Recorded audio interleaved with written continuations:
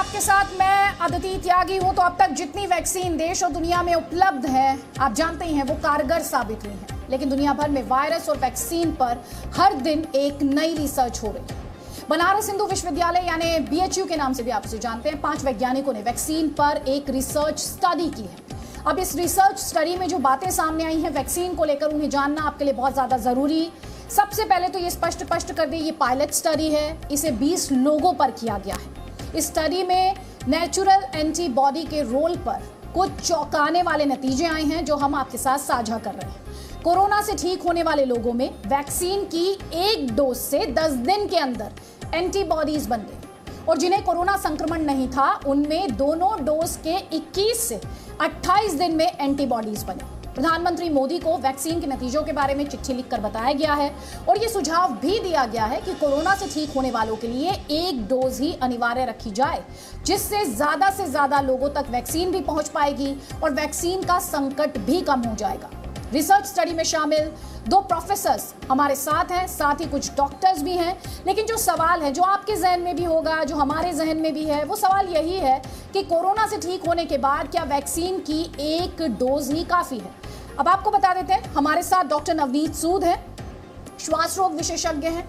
हमारे साथ professor VN Mishra हैं, न्यूरोलॉजी डिपार्टमेंट से BHU के, जिन्होंने ये स्टडी की है।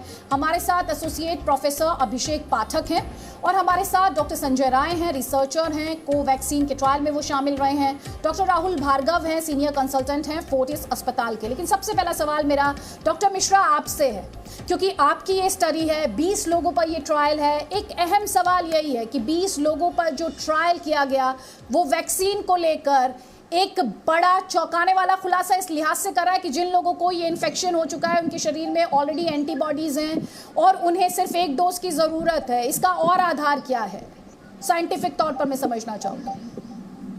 इसमें जो बेसिक आधार ये है कि जो शरीर हमारा किसी भी एंटीजन पर जो रिएक्शन करता है, तो हमारे 2 जो स्पेसिफिक सेल्स होते हैं, B सेल और T सेल, उनकी एक अपनी इम्यूनिटी डेवलप करने का एक अपना क्वालिटी होता है, एक उनकी अपनी मेमोरी होती है किसी भी इम्यूनिटी के लिए। तो जो हम लोगों ने अभी ये पायलट स्टडी किया, अभी इस पर हम लोग आपसे ये कहना चाहते हैं कि वैसे तो ये स्टडी और भी वाइड स्प्रेड है, लेकिन जो एक हमारा कोहर्ट ग्रुप है 20 पेशेंट्स का, जिस पर ये हम लोगों ने स्टडी के रिजल्ट्स आपको शेयर कर रहे हैं, वो ये है कि जिन लोगों में ऑलरेडी कोविड इन्फेक्शन हो चुका था, उनकी जो T सेल और B सेल इम्यूनिटी, जो एंटीबॉडीज डेवलपिंग कैपेसिटी है, वो पहले 2 हफ्ते में ही काफ़ी बढ़िया तरीके से बन गई। जब उनको जो डोज बाद का मिला या जिन्होंने पहले भी डोज लिया उनको बाद में इन्फेक्शन हो गया, तो उनका अगर कंपैरिजन किया जाए, जो दोनों डोज जिन्होंने वैक्सीन का लिया, उसमें यह देखा गया कि ये जो सिंगल डोज जो कोविड पेशेंट्स को मिले थे, उसमें एंटीबॉडी प्रोडक्शन की क्वालिटी भी बहुत अच्छी थी और क्वांटिटी भी बहुत अच्छी थी, और ये विदिन 2 to 3 वीक्स आ गया। इस कारण से ये बेसिस हम लोग का था, जो हम लोगों ने ये एक सुझाव लिख करके ऑनरेबल प्राइम मिनिस्टर साहब को भेजा है। ये हम लोग का इंटरनेशनल पब्लिकेशन में ये पेपर एक्सेप्ट हुआ, अभी 1 हफ्ते में पब्लिश होके आ भी जाएगा। इसमें हमारे प्रोफेसर ज्ञानेश्वर चौबे जो हमारे लीडिंग साइंटिस्ट हैं, और साथ में हम सारे लोग। तो ये जो बेसिस था वो यही है कि एंटीबॉडी प्रोडक्शन जितना हम चाहते हैं, वो हम, जैसे अगर हमारे पास 2 इंजेक्शन हैं, तो वो एक ही मरीज के लिए शुरू में हमने कहा था कि एक ही में लगेगा दोनों इंजेक्शन 3 महीने बाद या 2 महीने बाद। अब हम ये कह सकते हैं कि हम वो 2 इंजेक्शन से 2 लोगों को लगा सकते हैं। तो इससे वैक्सीन की हमारी बचत होगी, वैक्सीन हम ज़्यादा लोगों को लगा सकते हैं।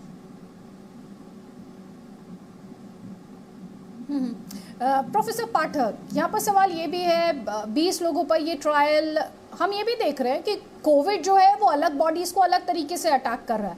क्योंकि हमने डिस्कशन किया था क्या वैक्सीन की एक डोज ही काफ़ी भर है, और तमाम डॉक्टर्स जो थे वो हमारे साथ आए थे। तो उन्हीं में से एक डॉक्टर्स थे राजेश चावला, उन्होंने ये कहा था कि जो माइल्ड सिम्टम्स होते हैं जिनको, और जिनको मॉडरेट से सीवियर सिम्टम्स होते हैं, उनकी बॉडीज़ में एंटीबॉडीज़ का जो प्रोडक्शन होता है वो अलग होता है। कई लोग माइल्ड सिम्टम वाले ऐसे भी होते हैं जिनकी बॉडी में शायद एंटीबॉडीज़ आते ही नहीं हैं। ऐसे में जब आपने 20 लोगों पर ये रिसर्च या स्टडी की है, तो क्या आपने इस बात का भी ध्यान रखा कि माइल्ड सिम्टम्स, मॉडरेट सिम्टम्स और सीवियर सिम्टम्स वाले तीनों कैटेगरी के पेशेंट्स आपके साथ रहें? देखिए, पहली बात तो ये कि जैसे प्रोफेसर वीर मिश्रा सर ने कहा, ये बहुत स्मॉल कोहोर्ट है, बहुत छोटा कोहोर्ट है, 10-10 पेशेंट का। हमने कन्वीनियंट सैम्पलिंग, एक स्टैटिस्टिक्स के भाषा में बोलते हैं कन्वीनियंट सैम्पलिंग, जो कि हमारे पास पेशेंट आए जो कन्वीनियंटली हमको सैंपल दे पाए, उन पेशेंट्स को हमने रिक्रूट किया है। हमने 10 पेशेंट में अलग अलग कैटेगरीज नहीं बांटी, लेकिन जो हमारे पेशेंट का कोहोर्ट है वो माइल्ड टू मॉडरेट स्पेक्ट्रम का, इसमें सीवियर पेशेंट नहीं थे। तो ये माइल्ड और मॉडरेट कैटेगरी के पेशेंट्स थे, जो कि ICMR और WHO के क्राइटेरिया के हिसाब से माइल्ड और मॉडरेट बांटते हैं, वो पेशेंट्स थे। तो ये जो डेटा हम लोगों का पब्लिश हुआ है वो माइल्ड और मॉडरेट कैटेगरी ऑफ पेशेंट्स में थे, और 10-10 का पेशेंट का डेटा था। तो ये जो डेटा है इसमें माइल्ड पेशेंट्स थे, तो ये कहना कि माइल्ड पेशेंट्स पे शायद एंटीबॉडी रिस्पॉन्स ना आए, हमारे कोहोर्ट में माइल्ड पेशेंट्स थे, तो उनका डेटा इंक्लूडेड है। लेकिन हाँ, ये आपको जरूर समझना पड़ेगा कि ये एंटीबॉडी रिस्पॉन्स हमने 1 महीने में देखी है। जो जिनको कभी भी कोविड नहीं हुआ था वो 10 पेशेंट्स थे, उनको वैक्सीनेट किया गया, उनका 1 महीने में एंटीबॉडी रिस्पॉन्स देखा। और 10 वो पेशेंट्स थे जिनको कोविड हो रखा था, जिसमें माइल्ड और मॉडरेट कैटेगरी के पेशेंट्स थे, उनको हमने वैक्सीनेट किया, उनको फिर हमने 1 महीने के एंड पे देखा। 1 महीने, और हमने ऑब्वियसली रिजल्ट में बताया आपको, जिसके ऊपर चर्चा हो रही है कि भाई एंटीबॉडी का रिस्पॉन्स तेजी से और ज़्यादा रोबस्ट था उन कैटेगरी ऑफ पेशेंट्स में जो कि पहले इन्फेक्टेड थे। लेकिन क्या वो एंटीबॉडी कितने समय तक रहेंगे अभी हमें पता नहीं, उनको फॉलो अप कर रहे हैं और डेटा को और इंक्रीज कर रहे हैं। कितने दिन तक वो प्रोटेक्टिव रह पाएंगे, वो न्यूट्रलाइजिंग एंटीबॉडी कितने दिन तक रहेंगे, ये भी देखना है। तो अभी बहुत सारी चीज़ों का आंसर आना है। इस स्टडी से हम बस ये बताने में सक्षम है कि जो माइल्ड मॉडरेट कैटेगरी के पेशेंट जो कि इन्फेक्टेड थे, उनमें अगर हमने वैक्सीन दिया है, जो कि 10 है, आप समझिए कि एक डेटा, एक पायलट स्टडी है 10-10 पेशेंट की, मतलब 20 पेशेंट्स की, उनमें हमारा रिजल्ट ये था कि भाई रोबस्ट एंटीबॉडी प्रोडक्शन हो रहा है और जल्दी प्रोड्यूस हो रहा है, दैट्स इट। और अभी बहुत सारी चीज़ों के आंसर देने हैं, जो कि स्टडी का ट्रायल हमारा ऑनगोइंग है, जो स्टडी पार्टिसिपेंट है उसको हम बढ़ा रहे हैं, स्टडी का ड्यूरेशन बढ़ा रहे हैं। तो अभी कई सारी आंसर्स हमें देने हैं, जो कि हम ग्रेजुअली दे पाएंगे आने वाले कुछ महीनों में। डॉक्टर संजय राय, इस स्टडी को आप कैसे देखते हैं? नहीं, देखिए, ये नेचुरल है, मैं पूरी तरीके से डॉक्टर मिश्रा से सहमत हूँ। इस से जो इन्फ्रेंस आप ड्रा कर रहे हैं वो इन्फ्रेंस नहीं है कि एक ही सफिशिएंट है, और ये नेचुरल इन्फेक्शन होने के बाद 2 चीज़ होती है, एक तो एंटीबॉडीज़ बनता है, दूसरा सेलुलर इम्यूनिटी जिसको हम कहते हैं, मतलब इम्यूनोलॉजिकल मेमोरी डेवलप हो जाती है कि जब भी कोई वायरस या कोई एंटीजन, जैसे वैक्सीन की जगह पर अगर कोई वायरस भी आपके संपर्क में आता तो सेम यही प्रक्रिया होती, आपकी जो एंटीबॉडीज लेवल बढ़ जाते, क्योंकि वो वैसे ही ये भी काम करता है। तो वह बढ़ना ये नहीं कह रहा है कि मतलब कि एक वैक्सीन दे दिया जाए, ये शो करता है कि आप प्रोटेक्टेड हैं, आपके अंदर इम्यूनोलॉजिकल मेमोरी पहले से है कि जब भी वायरस आपके पास आएगा वो उसको न्यूट्रलाइज करने की क्षमता इवन नेचुरल इन्फेक्शन भी रखता है ये। और दुनिया में अच्छे खासे पब्लिकेशन हो गए हैं। देखिए, ये वायरस अब इतना नया नहीं है कि बहुत कम है, सब कुछ हम संभावनाओं पे करें। इन्फ्रेंस जो है किसी भी रिसर्च से जो उसका ऑब्जेक्टिव होता है वही ड्रा करते हैं। जो रिसर्च अभी तक है दुनिया में, पूरी दुनिया में है, अच्छे खासे पब्लिकेशन है कि 7 मंथ तक। डॉक्टर संजय राय, मैं इस रिसर्च पर फोकस करना चाहती हूँ सर। हाँ, इस रिसर्च का मतलब ये हुआ, फोकस करना चाहती हूँ इस रिसर्च पर, इसलिए फोकस करना चाहती हूँ। तो इन्फ्रेंस क्या निकाला जाए? आप कह रहे हैं ये इन्फ्रेंस ना निकाला जाए कि 1 डोज काफी है? हाँ, 1 डोज काफी है। ये बिल्कुल, ये इन्फ्रेंस निकाला ही नहीं जा सकता। इस रिजल्ट से यही निकाला जा सकता है कि 1 डोज देने के बाद, चूंकि पहले से सेंसिटाइज है, बॉडी में इम्यूनोलॉजिकल मेमोरी है, तो तुरंत एक करते हैं और वह जो है एंटीबॉडीज प्रोडक्शन जो है तेजी से शुरू होता है। बस ये इन्फ्रेंस निकाला जा सकता है। वह तेजी से शुरू होना ये नहीं डिनोट करता है कि तुरंत न्यूट्रलाइज कर रहा है। वो किसी भी लेवल का एंटीबॉडीज, मान लीजिए अगर इसकी बिना इसके दिए हुए भी नेचुरल इन्फेक्शन भी आता है तो सेम प्रक्रिया प्रारंभ होती है।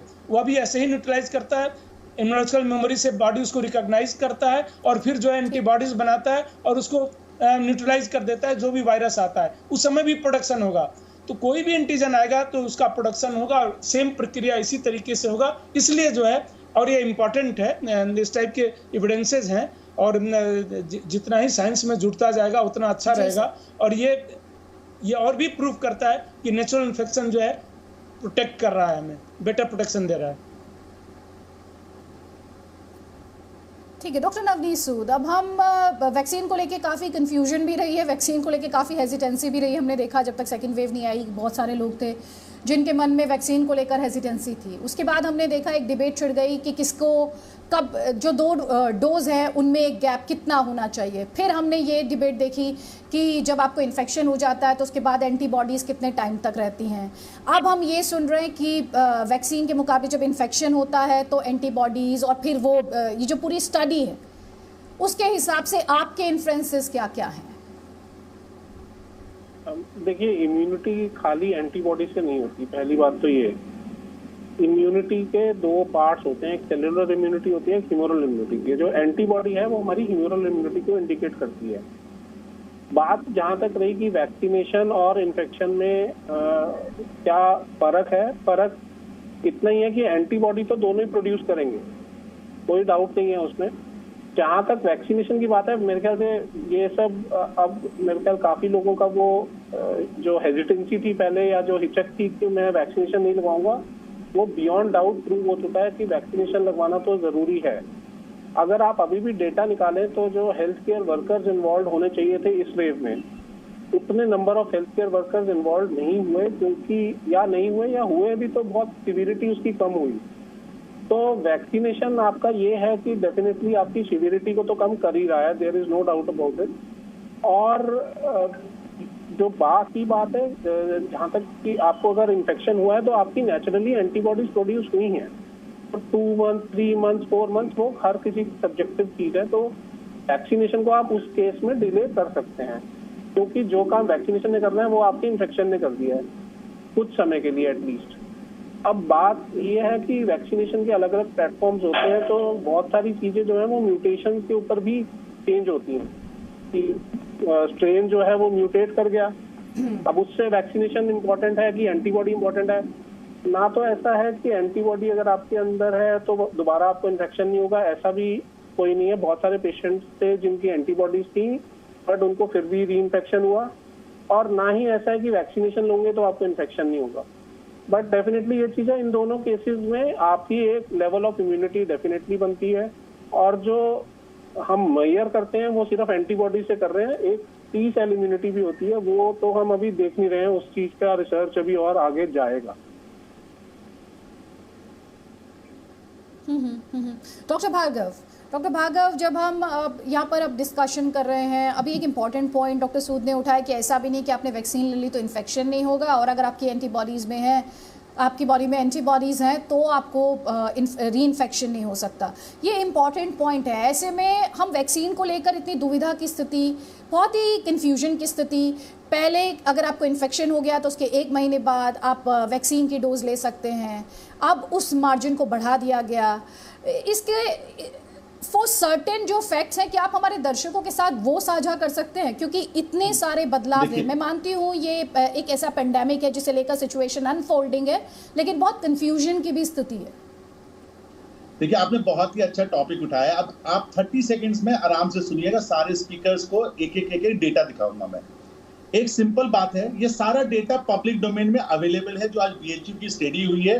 ये 14 अप्रैल को NEJM में सेम आर्टिकल पब्लिश हुआ है। फाइजर और मॉडर्ना की ये स्टडी पब्लिश हो चुकी है कि एक वैक्सीन देने के बाद न्यूट्रलाइजिंग एंटीबॉडीज होती हैं, और एक जैब, अगर आप मेरा ट्विटर हैंडल देखें, 9 मई को मैंने ट्वीट किया था, COVID infection +1 jab is equal to 2 jabs. इस बारे में हम तफसील से चर्चा करेंगे।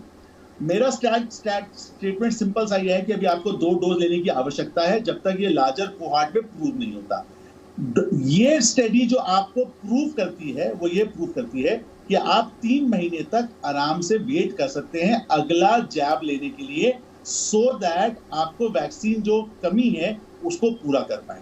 अब सबसे एक बात चीज समझिएगा कि वैक्सीन देने के बाद कौन सी ऐसी होली ग्रेल है या कौन सा ऐसा लिमिट है जो ये बताएगी कि इंफेक्शन होगा या नहीं होगा।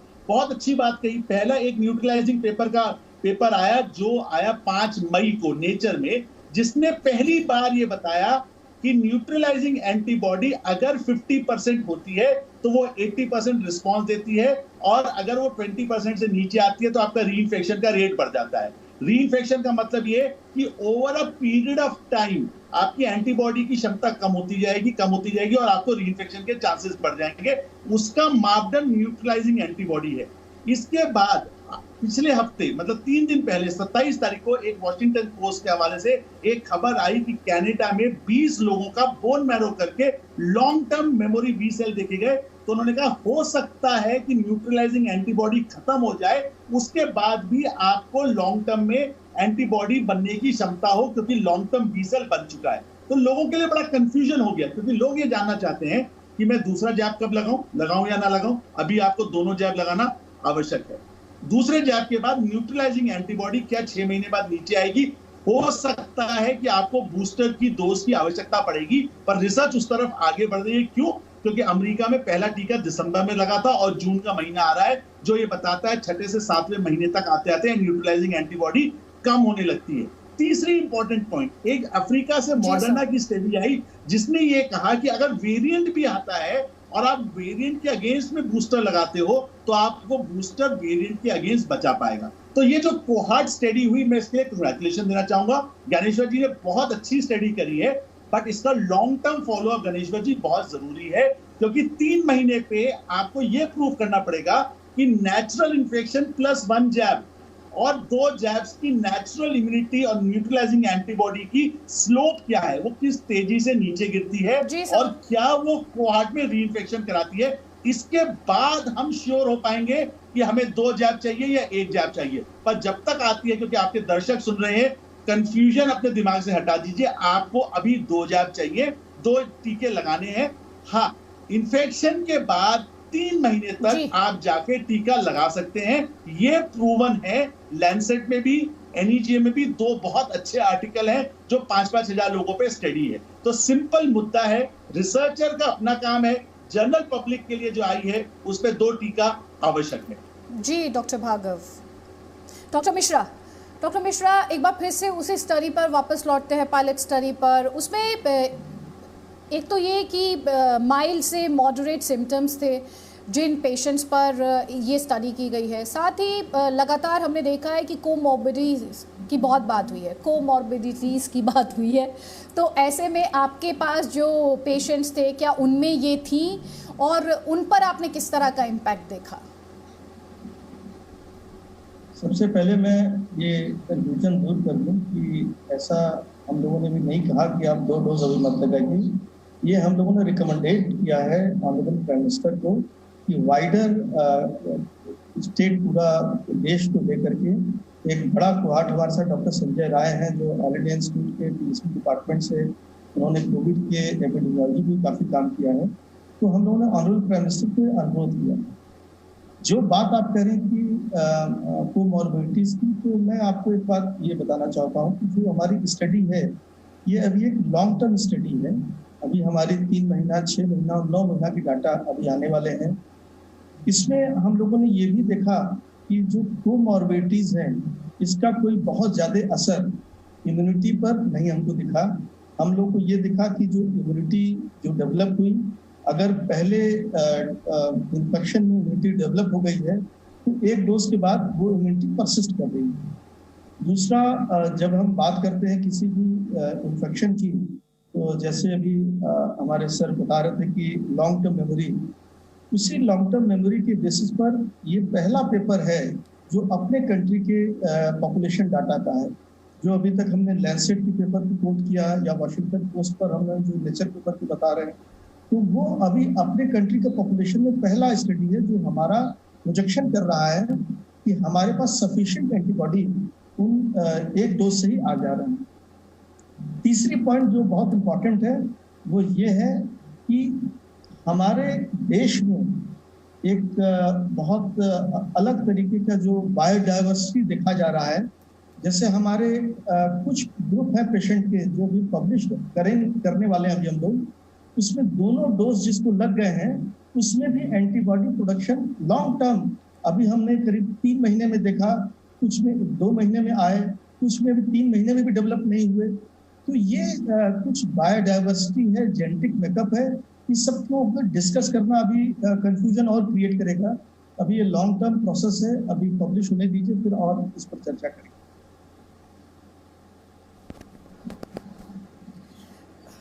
डॉक्टर अभिषेक पाठक, आपसे एक इंटरजेक्शन मैडम, आपकी स्टडी है, इसके लिमिटेशंस आप क्या कहेंगे?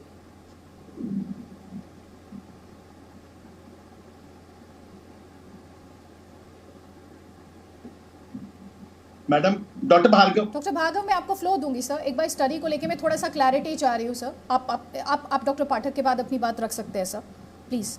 डॉक्टर अभिषेक पाठक, इस स्टडी को लेकर कौन से लिमिटेशंस और कौन से कॉन्स्टेंट्स हैं, उस पर बात करना भी बहुत ज़्यादा ज़रूरी है सर। देखिए madam, let's get this very clear. जैसे डॉक्टर भार्गवा ने कहा, ये एक स्टडी थी, एक स्मॉल पायलट स्टडी, राइट। हम लोग एक्साइटेड क्यों हैं? क्योंकि हमारे पास जितने डेटा हैं वो बाहर के हैं, राइट। और ये 20 पेशेंट्स का डेटा एक स्मॉल कोहोर्ट है। जो कि ये स्टडी के ऑब्जेक्टिव्स थे, उन्होंने सिंपली ये बताया कि भाई एक जैब के बाद जो इन्फेक्टेड है उसमें एंटीबॉडी ज़्यादा रोबस्ट और एक महीने में ज़्यादा नंबर ऑफ पेशेंट्स में डेवलप कर गई। That's it. अभी एज ऑफ नाउ कोमॉर्बिडिटीज, क्योंकि 10 का पेशेंट है, वो स्टैटिस्टिकली बहुत इनसिग्निफिकेंट नंबर है इटसेल्फ में कि हम डिफरेंट सब ग्रुप्स के बारे में कमेंट करें। इस कोहोर्ट को भी बहुत बड़ा होना पड़ेगा, इस कोहोर्ट को थोड़ा लंबा करना पड़ेगा। दूसरी बात, इस कोहोर्ट की जो पॉपुलेशन है उसको एटलीस्ट एक साइजेबल पीरियड के लिए हमें फॉलो अप करना पड़ेगा। Maybe 3-6 months, a year, maybe 8 months, we do not know. Will continue this. इस कोहोर्ट को और बड़ा भी कर रहे हैं हम लोग। इस कोहोर्ट को हम लोग ज़्यादा लंबे समय तक फॉलो अप कर रहे हैं। और जैसे डॉक्टर भार्गवा ने कहा कि भाई सीरियल फॉलो अप एंटीबॉडीज आपको देखना पड़ेगा कि what is the trend before we say कि भाई single jab is good enough. ये स्टडी 20 पेशेंट का डेटा डज नॉट से कि आप single jab is good enough. दूसरी बाहर की जो स्टडीज है उसके साथ इसके डेटा लगभग सिंक इन कर रहे हैं, जो कि बहुत, हमारा डेटा बहुत स्मॉल नंबर पे है। It is syncing in with the international studies. तो हम थोड़ा एक्साइटेड हैं कि प्रोबेबली हम उसी को एक्सट्रापोलेट कर पाएंगे कि भाई 3 महीने तक इसकी एंटीबॉडीज रहेंगी। लेकिन it has to be shown, actually shown, और ज्यादा नंबर ऑफ पेशेंट्स में। और इस सब ग्रुप ऑफ जो पेशेंट्स हैं उनका नंबर ज्यादा होना पड़ेगा। फिर उसमें इंडिविजुअल एनालिसिस करनी पड़ेगी कि क्या डायबिटिक मरीजों में ऐसा हुआ, क्या हाइपरटेंसिव मरीजों में ऐसा हुआ, क्या सीओपीडी या बाकी कोमॉर्बिडिटीज जिसमें होती उसमें भी ऐसा हुआ। तब हम जाके एक्चुअली ये इन्फर कर पाएंगे। As of now this is a small data telling you that vaccine after recovered COVID patient जल्दी एंटीबॉडी रिस्पॉन्स दे रहा है, 1 महीने तक परसिस्ट कर रहा है, प्रोबेबली और परसिस्ट करेगा। That's it. लेकिन it needs approval, it needs further study. ठीक है डॉक्टर भार्गव सर, मैं फिर अगेन कांग्रेचुलेशन, मैं अपने जो इसके इन्वेस्टिगेटर्स हैं उन्होंने बहुत ही अच्छा प्लान बनाया है, मैं उनको कांग्रेचुलेट करूंगा। पर एक छोटा सा इसमें इंटरजेक्शन ये था कि अगर इसमें कोवैक्सीन यूज होती तो बेहतर होता, क्योंकि कोविशील्ड एक एडिनो वायरस वेक्टर है। कोवैक्सीन विश्व में एकमात्र ऐसा है जो इनएक्टिवेटेड वायरस वेक्टर है। हमारे को कोवैक्सीन से इसको कंपेयर करना है, क्योंकि वो हमारी खुद की डेवलप्ड इंडिजीनियस डेवलप्ड वैक्सीन है। क्योंकि उससे पता चलेगा कि क्या एक जैब और बूस्टर उसी प्रकार की एंटीबॉडी देता है या नहीं देता है। और दूसरे पार्ट में हमको ये भी देखना पड़ेगा कि वेरिएंट के अगेंस्ट में न्यूट्रलाइजिंग एंटीबॉडी कैसी है। क्यों? क्योंकि B135 म्यूटेंट जो था, जो साउथ अफ्रीका वेरिएंट था, उसमें एस्ट्राजेनेका के सीवियर केसेस नहीं हुए, पर माइल्ड एंड मॉडरेट एस्केप कर गए जब उसको एस्ट्राजेनेका की वैक्सीन दी गई। तो ये एक बहुत इंपॉर्टेंट पॉइंट है, क्योंकि इन्वेस्टिगेटर्स ने बहुत अच्छा मुद्दा उठाया है। तो ये सजेशंस है, क्योंकि अगर ये लॉन्ग टर्म स्टडी चलती है तो कोवैक्सीन, क्योंकि इनएक्टिवेटेड वायरस है, उससे कैसा रिस्पॉन्स रहता है वो बहुत क्रूशल रहेगा हम सबके लिए जानने के लिए। But at the same time अगर आप 14 अप्रैल का NEGM का पेपर देखते हैं जो ये बताता है कि 3 महीने के बाद तक आप सेफली इन्फेक्शन होने के बाद वैक्सीन दे सकते हैं, यही शायद स्टडी इनकी भी प्रूव करेगी। Exactly sir. सर ठीक है, डॉक्टर नवनीत सूद, सर आपने हम बिल्कुल लगातार देख रहे हैं कि वायरस म्यूटेट कर रहा है खुद को। डॉक्टर सूद, लगातार हम देख रहे हैं म्यूटेशन की बात हो रही है, लगातार नए स्टडीज़ भी आ रहे हैं, लगातार नए रिसर्च पेपर्स आ रहे हैं, नए नए दावे आ रहे हैं। ऐसे में जो दर्शक देख रहे हैं वो कंफ्यूज ना हो, उनको सर्टेनिटी रहे। वो 3 बातें, अगर आप 3 पॉइंट्स यहाँ पर हमारे दर्शकों को दे सकें वैक्सीन को लेकर, वो बेहतर रहेगा हमारे दर्शकों की अंडरस्टैंडिंग के लिए। मेरे ख्याल से ये स्टडी जो है ये इंडिकेट वही चीज कर रही है जो हमें वैसे भी साइंटिफिकली काफी हद तक एक्सपेक्टेड ही था। जहां तक वैक्सीन के कंफ्यूजन की बात है कि वैक्सीन में आप मेरे ख्याल से कोई कंफ्यूजन वाला स्टेट अभी नहीं रख सकते हैं इस स्टडी को लेके।